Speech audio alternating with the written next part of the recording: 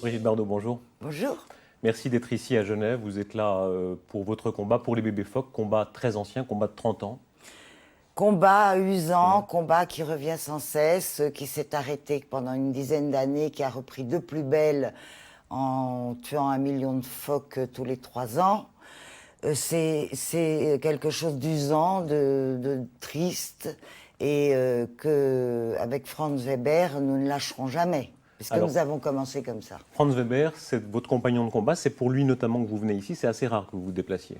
Je me déplace quand je peux, un peu difficilement ces derniers temps, mais je me déplace en général pour les causes qui en valent la peine. Quelques mots sur Franz Weber. Vous savez que les Suisses le connaissent autant Alors, que vous. Franz Weber, c'est l'homme qui a commencé à me faire les combats les plus importants de la protection animale, c'est-à-dire le combat au Canada, sur les banquises, alors que je venais d'abandonner le cinéma et que je ne savais pas trop comment faire pour la protection animale, parce que c'est pas le tout de dire j'abandonne le cinéma et je mets ma vie au service de la cause animale. Quand vous vous appelez Brigitte Bardot, ça fait rigoler tout le monde. Vous n'êtes pas pris au sérieux. Ça a été des temps héroïques et on se souvient un peu Oui. des épisodes. Vous êtes allé au Canada, vous n'étiez pas Avec la bienvenue. Franz, j'ai été très très mal vue. On a été très mal vus parce qu'on était là-bas en ennemi.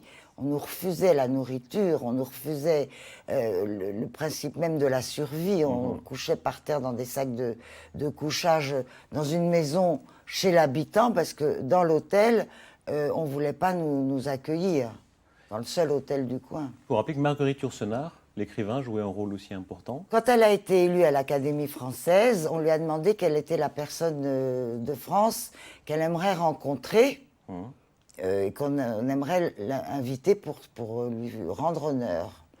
Et elle a dit Brigitte Bardot.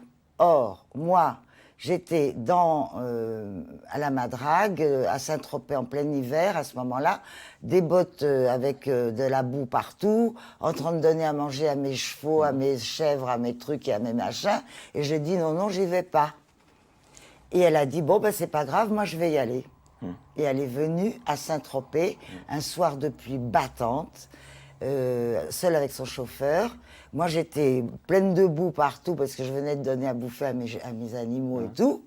Et ça a été une rencontre extraordinaire entre cette femme Qui était grande amie de la nature aussi. des animaux. académicienne qui s'était déplacée pour venir me rencontrer un soir de pluie.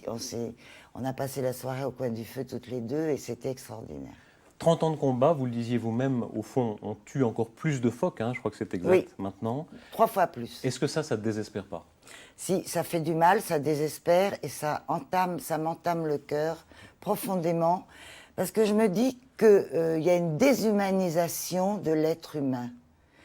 Je pense que l'être humain finit par se robotiser, prendre l'habitude de détruire, au lieu d'avoir conscience que le rôle de l'humain sur la Terre, c'est de préserver et de faire passer à la génération suivante le patrimoine qu'on a la chance d'avoir obtenu chacun dans notre pays. Bon.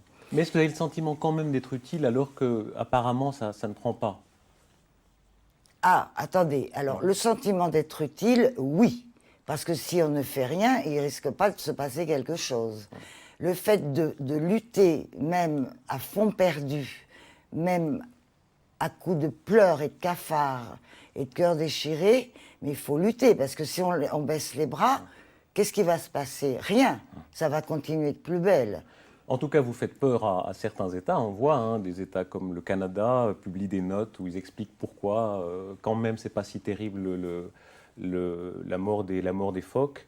Ils disent par exemple, voilà, les phoques, les sursauts des phoques sur la banquise, c'est un réflexe naturel comme celui des poulets après la mort. Vous lisez toutes ces choses-là? Moi, je propose que le connard qui dit ça, on lui fasse la même chose pour voir s'il a le même sursaut et si ça lui fait rien du tout. Parce que c'est bien joli d'aller dire les animaux ne souffrent pas, etc. Quand on voit ce qui se passe, mais c'est affreux. Il les tue à coups de pic à glace, de gourdin. Ils en ont rien à foutre. C'est le Ils sont gourdin morts. traditionnel, ce haka-pic, Ce gros truc là. existe toujours maintenant. Oui, oui, bon, ils n'ont rien d'autre pour les tuer parce que je crois que ça coûterait trop cher d'employer des fusils avec des balles. Et quand ils sont encore vivants, parce qu'ils sont abrutis, c'est tout. Ils les dépècent, ils leur enlèvent la peau. Alors ils ont évidemment, c'est une douleur qui les rend fous. Ça rend fou de douleur. Et moi j'ai vu une maman phoque, j'ai vu ça, écoutez, ça me poursuit et c'est quelque chose qui me restera toujours. Le petit avait la peau enlevée, il était donc la chair à vif, et elle le léchait pour lui faire reprendre conscience. Quand même. Il y a un argument quand même qui frappe dans les arguments des États, qui fait mouche, c'est de dire au fond, dans les abattoirs aussi, il y a des images très dures. Si on allait filmer dans les abattoirs aussi, ce serait très dur. Vous partagez ça? Oui, je partage. Moi, je vais vous dire, les abattoirs, c'est un enfer atroce. Maintenant, c'est un enfer atroce parce que l'animal est conscient sans la mort, sans le sang, sans la mort. Donc, ouais. Tous ceux qui ont visité un abattoir l'ont vu, hein, le cochon même qui pressent ce qui va lui arriver, ça aussi c'est très dur. Je vais vous dire, pourquoi l'homme bouffe de la viande? On se demande pourquoi. Moi, j'en bouffe plus depuis 30 ans, je me porte très bien. Il n'y a pas de raison toujours de tuer pour se nourrir, etc. Bon, mais vous savez bien que tout le monde ne va pas faire comme vous. C'est rentré. La logique carnassière. Oui, mais vous voyez, avec des raisonnements comme ça, les Canadiens vont dire, il n'y a pas de raison que tout le monde pense comme vous, etc. Il faudrait... Tolstoï a dit, tant qu'il y aura des abattoirs, il y aura des champs de bataille.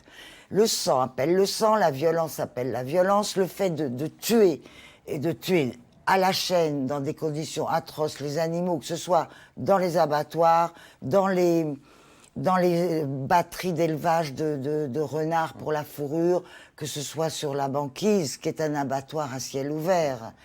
Le fait... Vous donnez vous-même tous ces exemples, vous n'avez pas l'impression que c'est un combat sans fin quand on voit maintenant en Chine, cet immense pays qui viole les droits de l'homme et qui est très cruel avec les animaux? C'est une horreur, la Chine. C'est une horreur. Parce que alors là, la Chine, ils les balancent carrément dans l'eau bouillante, tout vivant comme ça. Ils enlèvent la peau sans aucune anesthésie, ni un petit coup, à peine un coup sur la tête. Enfin, bon, on vit dans une époque, je viens de vous dire, il y a une déshumanisation de l'être humain qui devient robotisé pour le fric, pour le pognon, et pour en tirer un maximum. Bon, voilà, maintenant, la religion de l'être humain, c'est le pognon. Il y a en tout cas une perte de terrain de certaines causes écologiques, vous en avez mentionné plusieurs. C'est le cas de la fourrure aussi, qui revient en force dans la mode, hein, on l'a vu ces derniers mois encore. Ça aussi, j'imagine que ça doit être une déception. Je vais vous dire, je suis costaud, hein, parce qu'il faut du courage pour continuer, recommencer à chaque fois. Mais vous avez porté de la fourrure il y a très longtemps. Bien sûr, mais j'en importe plus. J'ai bouffé de la viande, j'en bouffe plus. Seuls les imbéciles ne changent pas d'avis. Qu'est-ce qu'on est entouré par des cons, hein. Mais les jeunes filles qui maintenant se mettent un petit accessoire en fourrure, pourquoi? Elles savent d'où il vient, pourquoi elles ont besoin de ça. Pour se faire plus belles, c'est qu'elles doivent être vraiment moches si elles ont besoin de ça. Moi, je trouve qu'une femme, elle est belle, si elle est belle, elle n'a pas besoin d'aller se coller de la fourrure, qui est une partie du corps d'un animal qui a souffert atrocement pour qu'elle ait ce bout de fourrure autour du cou, même s'il est tout petit.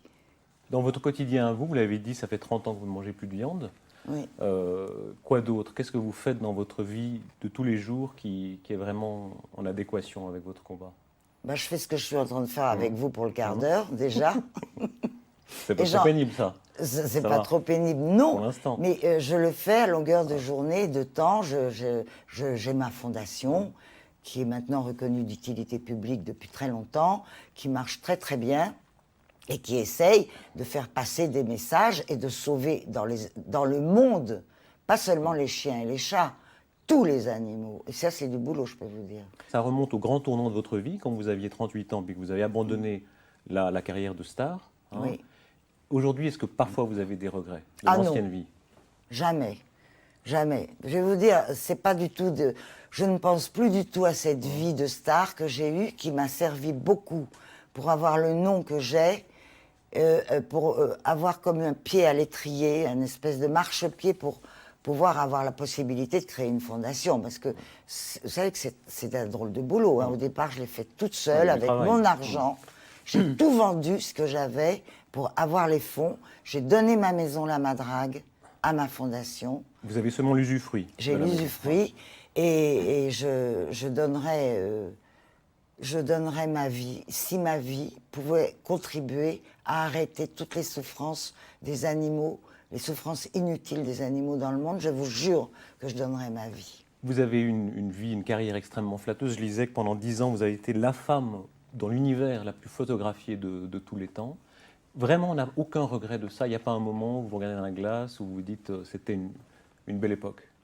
Écoutez, d'abord, j'ai pas le temps de me regarder dans la glace. Ensuite, quand je me regarde dans la glace, j'ai quand même 28 ans de plus. Hein. Et bon, alors le résultat n'est pas tout à fait le même. Mais le fait de me dévouer à une cause, qui est la cause animale, fait que moi, je suis en retraite de tout ça. Je ne pense plus à ça, à moi, à mon physique, à ce que j'ai été. Je pense à ce que je fais et au bien que je peux apporter. Mais il y a des actrices qui reviennent. Vous avez vu peut-être Catherine Deneuve dans un film Mais elles sont récent, toutes... Palais Royal. vous allez me comparer à Catherine Deneuve, merci. Vous auriez pu trouver mieux. C'est pas terrible. C'est pas flatteur, c'est vrai? Oh bah écoutez, madame regarde son nombril, c'est bien, mais enfin bon, il y a autre chose à faire dans la vie. Pour vous, ces actrices qui reviennent sans cesse, c'est une erreur? Écoutez, chacun fait ce qu'il veut. Moi, en tout cas, il n'est pas question que je revienne. J'ai donné ma vie à une cause. Et disons que c'est un sacerdoce que j'ai pris une religion qui est la religion des animaux et à laquelle je donne ma vie. Voilà. S'il fallait remonter à l'origine, cet engagement-là, il vient d'où? Qu'est-ce qui fait que vous avez... Il y a beaucoup de gens qui aiment les animaux, mais chez vous, ça a pris une force extrême. Ça vient d'où, ça? Ça vient depuis très très longtemps. Quand j'étais déjà petite fille, j'étais extrêmement attentive au fait que mon père pouvait tuer une souris et que j'allais vite délivrer après, quelquefois elle était morte, ou qu'un chat tuait un petit oiseau que j'essayais de faire revivre. Tout ça, tout à fait, sans que mes parents m'apprennent rien. Mes parents n'aimaient pas plus les animaux que les gens en général. C'est particulier et c'est... Vous l'aviez depuis toujours. Voilà, c'est né en même temps que moi. Alors, ce que vous aviez depuis toujours aussi, c'est ce charme, cette beauté qui a fait la carrière d'avant, dont il faut quand même reparler encore. Moi, en venant ici, je me remémorais des scènes de cinéma. Je crois que c'était Le Repos du guerrier avec Robert Hossein. Je fais partie d'une des générations d'hommes qui a fantasmé sur vous. Quand on vous dit ça, ça vous énerve ou au contraire, vous êtes quand même ému qu'on pense toujours à vous aussi comme ça? J'aime mieux qu'on pense à moi comme protectrice des animaux. Mais l'un n'empêche pas l'autre. Vous savez, je ne suis pas une passéiste. Moi, je ne regarde pas les photos du passé. J'ai horreur de ça parce que d'abord, je trouve que c'est extrêmement nostalgique, donc pas toujours porteur de positivité. Moi, je vis au jour le jour. J'ai toujours été comme ça. J'aime pas ni le passé, ni l'avenir qui est très incertain. La seule chose importante, c'est le moment que l'on vit au présent. C'est la seule chose positive. Est-ce que ça vous touche quand même, ces générations d'hommes qui ont pensé autant à vous, qui pensent toujours? Qu'est-ce que vous voulez que je vous dise, hein? La vérité.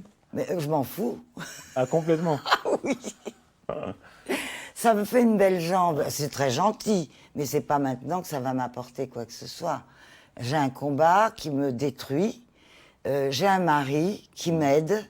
Et le reste des hommes, ils sont adorables. Je les remercie beaucoup d'avoir participé à la célébrité que j'ai pu avoir. Mais j'en ai plus rien à secouer. Vous avez eu quelques-uns des hommes les plus recherchés du monde. On vous en prête beaucoup. Hein. Il y a ceux qui se vantent aussi d'avoir eu des aventures avec vous. Oui, oh ben ça, de toute façon, on ne pourra jamais l'empêcher. Il y en a suffisamment comme ça, sans qu'on aille en rajouter. On parlait avant cet entretien. La coupe est pleine. Vous avez compté? Non, je ne compte pas. Quand on aime, on ne compte pas. On parlait avant cet entretien du général de Gaulle. On dit que lui-même fantasmait sur vous. Il y a eu cette scène extraordinaire à l'Élysée où vous êtes venu habillé en militaire. Il ne fantasmait pas, le pauvre homme. C'était pas son style, non. Mais enfin, bon, il avait été vous très portez courtois. le même parfum qu'Yvonne de Gaulle. C'est peut-être un signe. Alors, c'est vous qui dites ça. D'abord, comment vous le savez? Vous avez été lui à la renifler? J'ai senti votre parfum tout à l'heure. Vous avez reniflé Yvonne de Gaulle? Non, mais on savait quel était son parfum. Ah bon? Ça vous intéressait à ce point-là? Oui. Vous fantasmiez? En tout cas, plus sur vous que sur Yvonne de Gaulle. Ah bon, d'accord, vous me rassurez. On dit que lui, quand il vous a vu, il a dit « chic un soldat ». Non, je lui ai dit « bonsoir, général ». Et il m'a dit « c'est le cas de le dire, madame ». Parce que j'étais habillée avec des épaulettes, des machins, des galons, des trucs. Aujourd'hui, quand vous parlez des animaux, c'est une chose. Quand vous parlez politique, souvent, ça vous a attiré des ennuis, des polémiques. On vous sent nostalgique d'une France qui est un peu passée. C'est quelle France que vous regrettez un peu? Bon, ça, pour être nostalgique, je suis super nostalgique. Bon, la France de maintenant, je la reconnais plus. C'est plus la mienne, en tout cas. Et pourquoi? Qu'est-ce qui a tellement changé, selon vous? Ça a énormément changé. D'abord, les choses ne sont plus les mêmes, les libertés ne sont plus les mêmes, les joies de vivre ne sont plus les mêmes. D'abord, il n'y en a plus. Ensuite, il y a un envahissement tout à fait déplorable, à mon avis. Mais Pour être clair, c'est l'immigration, ça. Vous avez pris des positions oui, moi très je nettes trouve que anti-immigration. vraiment, il y en a beaucoup trop. Et ça continue, et ça ne cessera pas. En plus, ça perturbe énormément de choses. Vous avez vu les derniers événements des banlieues. Enfin, tout ça n'est pas très, très joyeux. Alors ça, c'est votre côté néo-réac, mais on a vu récemment Hélène Carrère d'Ancos ou bien Alain Finkielkraut qui ont tenu des propos. Vous vous sentez moins seul dans ce monde? Mais seul ou pas seul, moi je dis toujours ce que j'ai à dire. Je n'ai pas besoin d'être secondée par qui que ce soit. Réac, c'est une étiquette réac. que vous acceptez? Je ne suis pas réac. Je trouve que les choses belles ne doivent pas être détruites. Or, la France était un pays très beau, une culture extraordinaire, un langage parfait. Et tout ça est en train de partir en couille. Vous voyez, j'emploie maintenant les mots actuels. C'est pas le premier. Hein, C'est pas le premier. Voilà. Ce qui s'est passé dans les banlieues, ça vous a frappé de ce point de vue-là? Et moi, ça me fait très peur. Pourquoi? Ça révèle quoi? Ça me fait très peur parce que y a une intégration qui est une désintégration. Ça ne se fera jamais. Les choses sont beaucoup trop éloignées les unes des autres. Les cultures et les traditions et les religions et les choses comme ça ne peuvent pas s'entendre. Et on essaye de nous faire un viol et un harcèlement pour que ça se passe au mieux. Ça se passe de plus en plus mal. Faut pas se boucher les yeux. Vous avez une condamnation en justice hein, pour certains de, J'en ai de eu vos 3. propos. Ouais. Vous allez continuer? Pour le moment, je n'écris rien, mais si j'écris quelque chose, ça risque de continuer. Ça veut dire quoi? Politiquement, vous dites je suis d'extrême droite? Vous Ah non, je suis jamais extrémiste, ni dans un sens ni dans l'autre. Mais il n'y a plus de droite. J'ai dit dans Le Matin que Chirac avait mis sa droite à l'envers comme sa culotte. Ce qui veut dire que la droite de Chirac n'est plus une droite. Donc, il manque un maillon, là. Qui n'existe plus. Ça veut dire quoi? À la prochaine élection présidentielle, quand vous voterez pour qui? Ah ben pour le moment, je voterai pour rien du tout parce qu'on ne nous a pas présenté le menu. Mais enfin, on vous a beaucoup dit proche du Front National, ça c'est vrai? Je peux avoir des idées que je partage avec le Front National, plus qu'avec Olivier Besancenot, certainement, hein, ou qu'avec Arlette Laguillet. Mais je ne partage pas tout non plus. Il y a des choses qui ne me conviennent pas. Qu'est-ce qui ne vous convient pas alors? Par exemple, l'avortement. Je suis contre le fait qu'on empêche les femmes d'avorter ou certaines choses comme ça qui impliquent une dépendance pour laquelle on a lutté, qu'on a obtenue et qu'il ne faut pas nous re-enlever.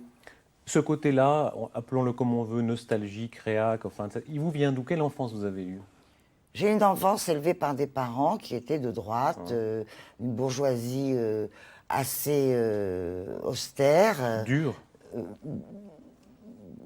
Austère, une éducation assez stricte et des façons de voir les choses. Mes parents, mon père, mon grand-père sont battus pour la France, ont été blessés, ont eu des décorations pour justement garder une liberté en France qu'on nous enlève totalement maintenant. Ils ont dû s'étrangler quand ils vous ont vu ensuite, dans les années suivantes, sur certaines photos. Non, ils ne s'étranglaient pas, parce que je vais vous dire, ce que j'ai fait, c'est de la petite bière à côté de ce qu'on voit maintenant. Hein. C'est vraiment la bibliothèque rose. Cette enfance dure, je me souviens d'une scène de la cravache, par exemple, où vous racontiez... J'ai eu, effectivement, bon, c'est pas tous les jours, bien sûr, mais j'ai connu la cravache. Pour quelle faute on vous Je cravachait? ne sais plus, des conneries. Il fallait plus recommencer. Pour plus recommencer, on avait 3 coups de cravache sur les fesses. Je me souviens même vous avez entendu raconter qu'à un moment donné, vous avez dû vouvoyer vos parents après une bêtise. Ça, c'était quoi? Ça a été dur. On avait fait tomber une potiche avec ma sœur en jouant aux Indiens sous une table sur laquelle il y avait la potiche. Mais évidemment, les Indiens ont fait tomber la potiche, ça a été un drame. Et j'étais suffisamment grande pour me rendre compte que je passais du tutoiement au vouvoiement. J'avais 7 ans. Et mes parents m'ont dit, puisque vous vous conduisez, toi et ta sœur, comme des étrangers, en ne respectant pas la maison qui vous accueille, qui est la nôtre, donc pas la vôtre, je me suis donc sentie étrangère, vous nous direz, vous, comme des étrangers. C'était très dur, ça. Vous en avez gardé une tenue, hein, on se disait tout à l'heure, vous vous tenez très droite. Moi, j'étais un peu avachie, vous vous tenez très très droite. Je vais vous C'est filer lié à un coup ça de cravache, vous allez voir si vous allez vous redresser. Mais pourquoi pas? C'est vrai, vous êtes restée très Oui, une femme tenue. Oui, oui. Ouais. La tenue, c'est très important dans la vie. La dignité, la tenue, la façon d'être. Quand vous regardez la jeune génération des comédiennes, vous avez quand même si vous dites que vous y intéressez moins, vous avez quand même un œil là-dessus. Il y en a qui surnagent pour vous? Oui. Oui. Qui, par exemple? Par exemple, je ne sais pas, Monica Bellucci est très belle, Emmanuelle Béard est très jolie, Ariel Dombal est magnifique, je ne sais pas, Sophie Marceau est superbe. Je trouve qu'il y a des tas de jolies comédiennes. Par contre, alors du côté mec, on est un peu... Ah oui, c'est vrai? Oh, Vous êtes frustré? Non, je trouve que c'est pas... Bon, c'est peut-être de très bons comédiens, mais ça ne fait pas rêver comme Delon, par exemple. Depardieu n'est pas superbe, c'est un bon comédien. Auteuil non plus. Et Dindon, là. Dindon? Lindon. Ah, Lindon. Je sais pas, on va pas mourir d'amour pour eux, quoi. Je vous ai lu dans le journal Le Matin, parlant du charme de Dominique de Villepin, vous disiez ça, c'est un beau mec. Ben, malheureusement, oui, mais c'est pas son boulot. Hein? C'est accessoire. Voilà, c'est en plus. C'est-à-dire que il n'est pas fait pour ce qu'il fait. C'est un écrivain, c'est un romantique, c'est un type qui a de la gueule et de l'allure et qui aurait peut-être été mieux comme jeune premier. Donc vous avez quand même encore l'œil sur le charme des hommes. Oh bah tiens. Hein. Et quand il passe à l'abordage, vous réagissez comment? Il n'y a pas d'abordage. Oh bah si, j'en suis sûr. Ah non, j'ai plus. Ah, vous n'avez peut-être plus, mais Non, certains essayent, j'imagine. Je suis en encre flottante, je ne suis pas au port. Mais l'homme qui se dit, voilà, Brigitte Bardot, c'est un mythe, et qui tente sa chance. Non, ça, c'est fini, ça. C'est une page tournée aussi. On ne séduit pas à 71 ans. Ça je vais arrive. vous dire, non. Alors là, je voudrais bien que vous me donniez un exemple. Non, c'est fini. Chacun a ses plaisirs. Moi, j'ai passé ça.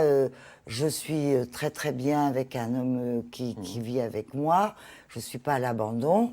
Et je m'occupe des animaux et j'ai complètement oublié ce que c'est que la séduction. On y croit? Ah ben écoutez, vous pouvez me croire, sinon c'est pas la peine de me poser des questions. Vous donnez votre âge, vous en parlez très librement, vous assumez le vieillissement, hein, contrairement absolument. à beaucoup d'anciennes actrices. Vous les voyez, ces actrices qui sont un petit peu tirées de tous les côtés. Quel regard vous avez sur elles? Je trouve que c'est dommage que tout le monde ait la bouche en revers de pot de chambre, là, en rebord de pot de chambre, mais bon, à part ça, chacun fait ce qu'il veut. Mais vous, ce serait exclu, par exemple, d'imaginer des écoutez, choses vous me pareilles. voyez.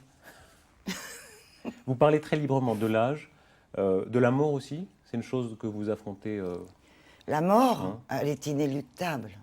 La mort, on est obligé d'y penser. Et en plus, en faisant ce que je fais, je peux vous dire que j'y pense tous les jours, étant donné que elle est présente quotidiennement dans ma vie. C'est la mort des animaux. Oui, mais c'est la mort. C'est la mort. C'est la mort des gens que vous avez connus Des gens aussi. que j'aime, oui, beaucoup. Ça, c'est terrible. Vous disiez quelque part, chaque jour ou chaque soir, il y a une sorte de litanie que vous avez en... Je repense, mais les animaux que j'aime aussi meurent et me laissent vraiment déchirer. C'est terrible. Je me bats contre la mort, moi. Je suis l'ennemi la plus féroce de la mort. C'est-à-dire que dès que je peux sauver, c'est ma fondation aussi, dès qu'on peut sauver un animal, on fait tout au monde pour le sauver. C'est-à-dire qu'on essaye de faire reculer la mort, mais malheureusement, on n'y arrive pas tout le temps. Il y a eu cette photo il y a quelques semaines dans un Paris Match, on voit Alain Delon devant les tombes de ses chiens. Et ça a fait ricaner certains, vous, j'imagine. Moi, je peux vous dire que j'en ai beaucoup plus de tombes et que, bon, chaque tombe est un arrachement parce que chaque animal, au moment où il est mort, m'a laissé dans un état pitoyable. Donc, j'ai beaucoup de morceaux de mon cœur qui sont partis sous terre avec mes animaux et avec les gens que j'aime. Vous faites beaucoup de choses avant cette mort qu'on vous souhaite la plus lointaine possible. C'est quoi que vous aimeriez voir arrêter ce massacre des phoques. Je veux voir arrêter ça avant ma mort et je le mérite parce que depuis presque 30 ans, je me bats contre ça. Vraiment, il faut que je le voie arrêté avant ma mort. Et c'est le sens de votre combat ici à Oui, Genève. c'est le sens de mon combat de tous les jours, de tout le temps. Et en plus, les bébés phoques, c'est associé à moi, à l'infini maintenant. Brigitte Bardot, bébé phoque. Bébé phoque, etc. Donc il faut absolument que je vois arrêter ce massacre avant de moi m'en aller aussi voir ailleurs si c'est mieux. Ça peut pas être pire. Merci, Même Brigitte en Bardot. enfer. Merci beaucoup.